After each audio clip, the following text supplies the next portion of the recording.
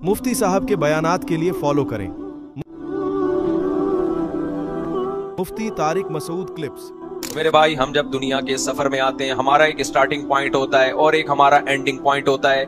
इस पॉइंट के बीच में सारी बुनियादी जरूरतों के इंतजाम अल्लाह ने हमारे लिए किए हुए होते हैं। जैसे ही हम दुनिया में आते हैं, सबसे पहला जो हमारी जरूरत है, जैसे कोई बच्चा फ्रांस पढ़ने के लिए गया, उतरते ही उसको इमिग्रेशन के बाद सबसे पहले क्या चाहिए? होटल चाहिए। भाई कहां मैंने स्टे करना है। अगर होटल का इंतजाम कंपनी ने नहीं किया या अब्बा ने नहीं किया, ये रिहाइश का बताया नहीं कि फ्रांस में मेरे चाचा के घर चले जाना, मामू के घर चले जाना, इसका मतलब अब्बा आपसे गाफिल है। ऐ वही किसी ने हो सकता है जहाज में बिठा दिया हो आपको, उसको पता ही नहीं कि कहां जा रहा है और उसमें वहां जरूरत क्या है। हम जब दुनिया में आते हैं इस सफर में, तो एंडिंग पॉइंट जो हमारा शुरू होता है दुनिया में आते ही, उस वक्त हमें सबसे पहले रिहायशी होटल की जरूरत है। किसकी जरूरत है? रिहाइश की। और केयर करने के लिए एक शख्सियत की जरूरत है, क्योंकि हम उस वक्त अपनी केयर खुद बोलो नहीं कर सकते। कुरान कहता है मैंने तेरे लिए ऐसे होटल का इंतजाम किया, लग्जरी होटल है जो किसी को मुयस्सर नहीं है। वो है तेरी मां की गोद। पहले से मां मौजूद होती है, बगैर मां के कोई पैदा नहीं होता। बगैर बाप के तो पैदा हो जाते हैं, मां के बगैर नहीं होता कोई पैदा। ये मैंने इसलिए कह दिया ताकि अंग्रेज नाराज ना हो ना, वो कहे यार तुम कैसी बातें कर रहे हो, बगैर मां के, बाप के बगैर। तो मैंने उनको फेवर दिया थोड़ा सा, भाई बाप के बगैर तो हो जाते हैं। यानी वो कहेंगे हमारी पैदाइश का इंकार कर दिया, हम तो विदाउट बाप भी होते हैं हम लोग। तो मैंने मानता हूं कि होते हैं, आप भी हुए हुए हैं ना, मैं आपके होने का इंकार नहीं कर रहा। वैसे तो बगैर बाप के भी नहीं होता, अगर सही बात की जाए ना, तो होता सबका कोई ना कोई बाप है।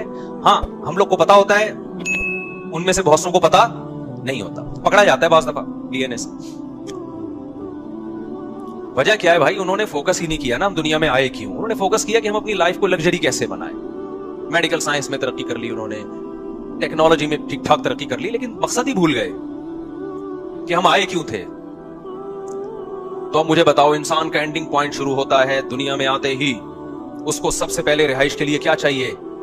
बोलो ना, होटल। केयर करने वाला, जैसे होटल में भी तो केयर कर रहे होते हैं ना वहां के मुलाजमीन। एयरपोर्ट पे खड़े होंगे आपकी नाम की तख्ती लेके, जितना अच्छा होटल होगा वहां। एक तो ये होटल है जो कैंट स्टेशन पे होते हैं, मंजी मिल जाती है किराए पर, वो भी किराया आप दो, 100 कोई और रहा होता है उसमें। ठीक है ना, ये भी होटल है गरीबों के, बेचारों के। लेकिन गरीब ज्यादा गहरी नींद सो रहे होते हैं, मैंने ये देखा है। खैर, तो दुनिया में जैसे ही आए, अल्लाह ने एक लग्जरी रिहाइश का इंतजाम किया। वो रिहाइश किया है मां की गोद।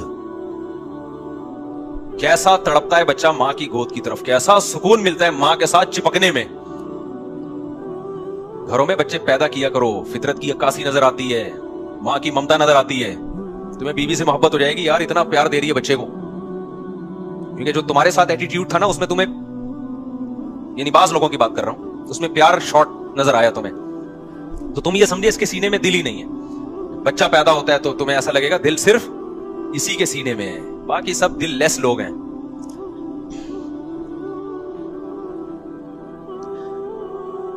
मैं जब ये मासियां देखता हूं ना, जो रोडों पे फिर रही है बेचारी, जिनका कोई घर बार नहीं है, कैसे धक्के खा रही हैं, और इनकी गोद में छोटे बच्चों को देखता हूं कि ये रोड पे धक्के खाती फिर रही है, मारी मारी फिर रही है, अपना बच्चा नहीं छोड़ रही। काश इस बच्चे को बड़े होकर कदर हो जाए कि मेरी मां ने उस वक्त, जब मुझे कोई सीने से लगाने के लिए, जब मुझे कोई तैयार नहीं था, इसने मेरी कैसी केयर की है।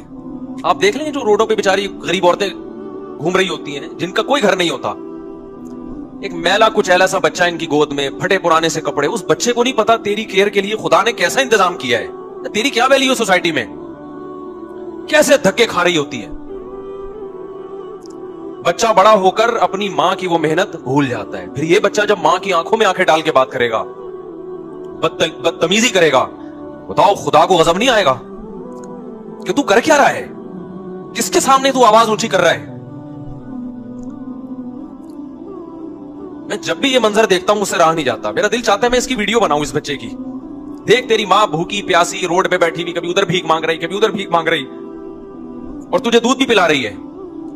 देख कितने साल तक तू मैला कुचैला था ना, देखने में भी कोई अट्रैक्टिव नहीं था। तो मेरा दिल चाहता है मैं इसकी वीडियो बनाऊं, बच्चा जब बड़ा हो जाए ना तो उसको ये वीडियो दिखाऊं मैं कि तू जो आज 5-6 फुट का कद निकाला है ना तूने और महल्ले का दादा बना हुआ घूम रहा है, एक वक्त तुझ पर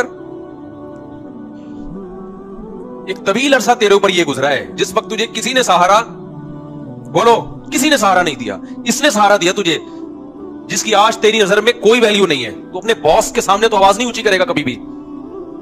मैंने देखा है बड़े बड़े गुस्से के तेज तकब्बुर वाले बॉस के सामने कभी नहीं चीखते। कुछ भी कर रहा हो सर सर सर सर करके मक्खन लगाते रहेंगे, चापलूसी करते रहेंगे। मैंने नहीं देखा एयर होस्टेस कभी मुसाफिरों के सामने चीखी हो, बर्दाश्त करेगी। कभी देखा आपने जहाजों में एयर होस्टेस को किसी पैसेंजर के सामने चीखते हुए? जितना भी बदतमीजी कर ले पैसेंजर, एयर होस्टेस को हुक्म है क्या करना है, उफ नहीं करना इनके सामने, वो नहीं करेगी उफ। माओ के सामने चीखते हुए हमने बेटे भी बहुत देखे और बेटियां भी बहुत देखी हैं, और अब तो बहुत ज्यादा देख रहे हैं। खुदा की कसम, ये साइंस और टेक्नोलॉजी जिसमें तुम्हें फख्र है ना, अगर तुम बाप के सामने खामोश रहना नहीं सीखे,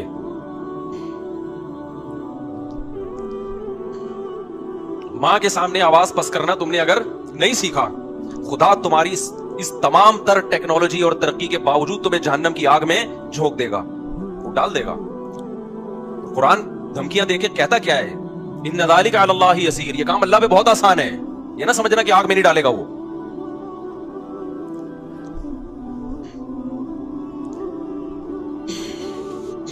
थोड़ा सा ठंडा पानी दे।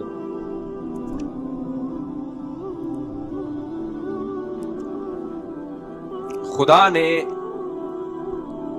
माँ बाप के सामने ऊंची आवाज से बात करने की हमें परमिशन, बोलो भाई, नहीं दी है। उसकी वजह है कि हम अपने बचपन को भूल जाते हैं। खुदा, बोलो, नहीं भूलता। आज अखलाक अखलाक अखलाक, दोस्तों से खुश अखलाकी, गर्लफ्रेंड से खुश अखलाकी। कोई सवाब नहीं है गर्लफ्रेंड से अच्छे अखलाक से बात, ये कोई एटीट्यूड नहीं है, ये दरिंदगी है, हैवानगी है।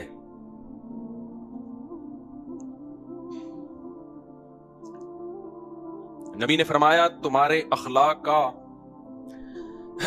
सबसे ज्यादा मुस्तहिक कौन है?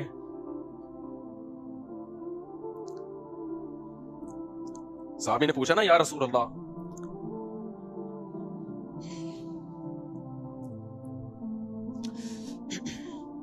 ये ऐसा टॉपिक है जिसमें मुझसे चेंज ही करना पड़ेगा।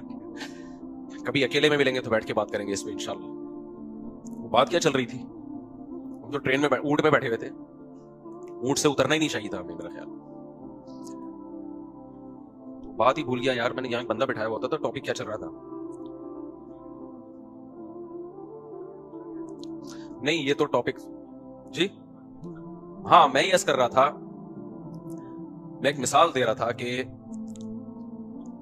इंसान का जो स्टार्टिंग पॉइंट है वो कहां से शुरू होता है, जो सफर में जब आता है, जिस दिन मां ने बच्चा जना हो तो अल्लाह उसके लिए एक लग्जरी रिहाइश का इंतजाम करते हैं जिसको क्या कहा जाता है, मां की गोद। यहां से बात शुरू हुई थी। जैसे ही आप होटल में जाते हैं, कहीं सफर पे आप हो, तो नहा धो के सबसे पहले आपको किसकी फिक्र होती है? खाने की। आपके अब्बा ने इसका भी इंतजाम किया हुआ था। इसका मतलब आप आए नहीं हैं, आपको किसी ने भेजा है। बच्चा जब दुनिया में आता है थोड़ी देर में उसे लगती है भूख। ऐसा बेहतरीन इंतजाम अल्लाह ने उसके लिए किया, मां की छाती में 2 चश्मे जारी कर दिए। डार्विन का बाप 100 दफा मर के 100 दफा पैदा हो जाए, इस बात का जवाब नहीं दे सकता कि ये कैसा नेचर का इत्तेफाक है कि इधर दुनिया में आया और इधर मां की छातियों में 2 बहते हुए चश्मे जारी कर दिए, और ऐसे चश्मे कि उससे ज्यादा सूटेबल खुराक बच्चे के लिए हजारों साल में भी साइंसदान मेहनत करके मशीनों के जरिए नहीं बना सके अब तक। फितरत साइंसदानों से भी ज्यादा ज़हीन हो गई भाई, है भाई। साइंसदान अब तक ऐसा दूध नहीं बना सके जैसा नेचर ने बच्चे के लिए बना दिया। ये बनाया नहीं, ये बना नहीं है, ये बनाया गया है। ये ऑर्डर पे माल तैयार हुआ है, ये खुद ब खुद नहीं हुआ। फिर जब आप होटल में कहीं सफर पे जाते हो, आपको जरूरत होती है खाने की, आप पूछते हो खाना कहां से मिलेगा। बच्चे को खाने का इंतजाम है, लेकिन बच्चे को पता नहीं है मिलेगा कहां से। अल्लाह ने बच्चे के दिमाग में ऐसे सॉफ्टवेयर डाल दिए पैदा होते ही, जब उसे दुनिया में कुछ भी नहीं पता होता। ला तालमून शैआ, अल्लाह कहते तुम्हें कुछ भी पता नहीं है, लेकिन एक चीज पता होती है उसको कि मुझे दूध कहां से मिलेगा और मेरे हलक में उतरेगा कैसे। कुछ चूसने का अमल जो है ये भी फितरत ने सिखाया हुआ है उसको, ये भी सिखाया हुआ है कुदरत ने।